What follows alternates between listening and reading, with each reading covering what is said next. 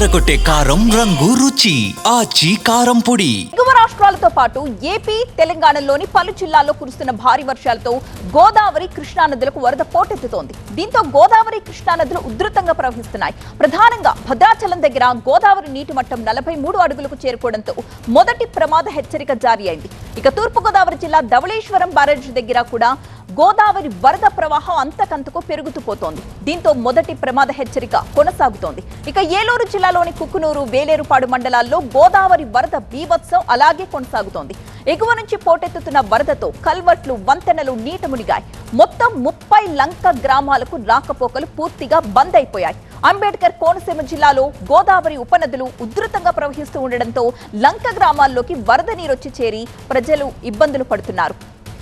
ఇటు విజయవాడలోని ప్రకాశం బ్యారేజ్ కి కూడా వరద భారీగా పెరుగుతోంది. ఎగువ నుంచి వస్తున్న వరదతో ప్రకాశం బ్యారేజ్ దగ్గర 2వ ప్రమాద హెచ్చరిక జారీ అయింది. ఇక గోదావరి కృష్ణా నదుల్లో ప్రవాహం భారీగా పెరగడంతో లంక గ్రామాలకు వరద పోటెత్తుతోంది.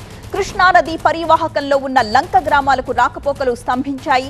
ఆయా లంక గ్రామాల్లోని ప్రజల్ని అధికారులు అప్రమత్తం చేశారు. నాగాయ లంక నుంచి లంక గ్రామాల ప్రజలను తరలించడానికి 5 బోట్లను తెప్పించారు. లంక గ్రామాల ప్రజలను సురక్షిత ప్రాంతాలకు తరలించడానికి ఏర్పాట్లు చేస్తున్నారు.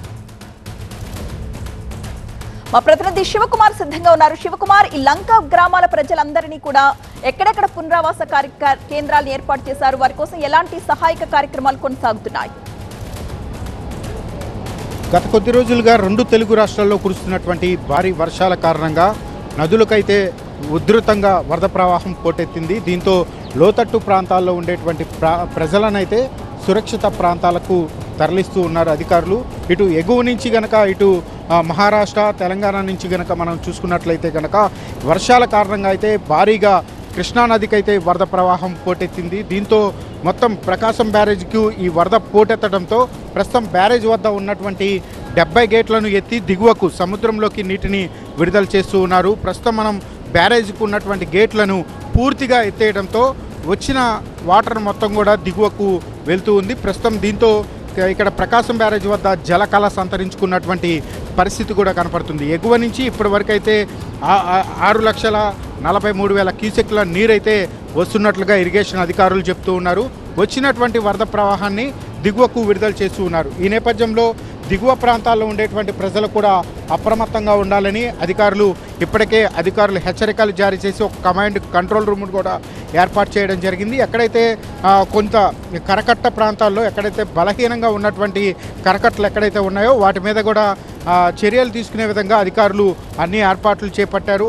మరోవైపు స్టేట్ ఎస్డిఆర్ఎఫ్ టీమును కూడా రంగంలోకి దింపినటువంటి పరిస్థితి కనపడుతుంది. ప్రస్తుతం ప్రకాశం బ్యారేజ్ వద్ద నీటి మట్టాన్ని కూడా చూస్తే 15.8 అడుగుల నీటి మట్టం కూడా కొనసాగుతుంది. ప్రస్తుతం ప్రకాశం బ్యారేజ్కి వస్తున్నటువంటి వరద ప్రవాహం నేపథ్యంలో ఇక్కడ జలకళ సంతరించుకుంది. కొంత ఓవర్ఫ్లో అవుతుందన్నట్టు కూడా మనం చెప్పుకోవచ్చు.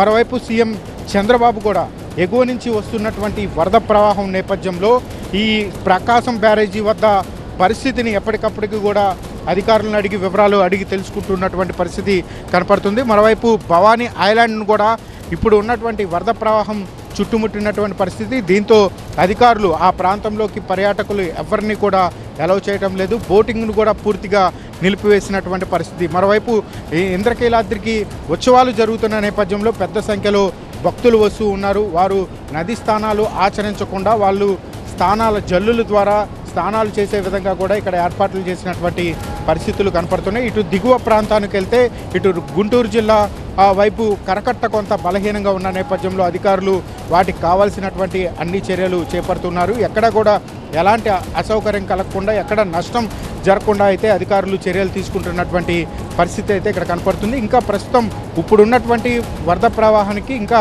ఈరోజు రాత్రికి ఇంకా పెరిగే అవకాశాలు ఉన్నట్లుగా అధికారులు అంచనా వేస్తూ ఉన్నారు. వచ్చినటువంటి వరద ప్రవాహం మొత్తం కూడా ప్రస్తుతం దిగువకు విడుదల చేస్తూ ఉన్నారు. ఇటు కెనాల్స్ కూడా వరద నీటిని దిగువకు విడుదల చేస్తున్నటువంటి పరిస్థితులు అయితే ఇక్కడ కనపడుతూ ఉన్నాయి.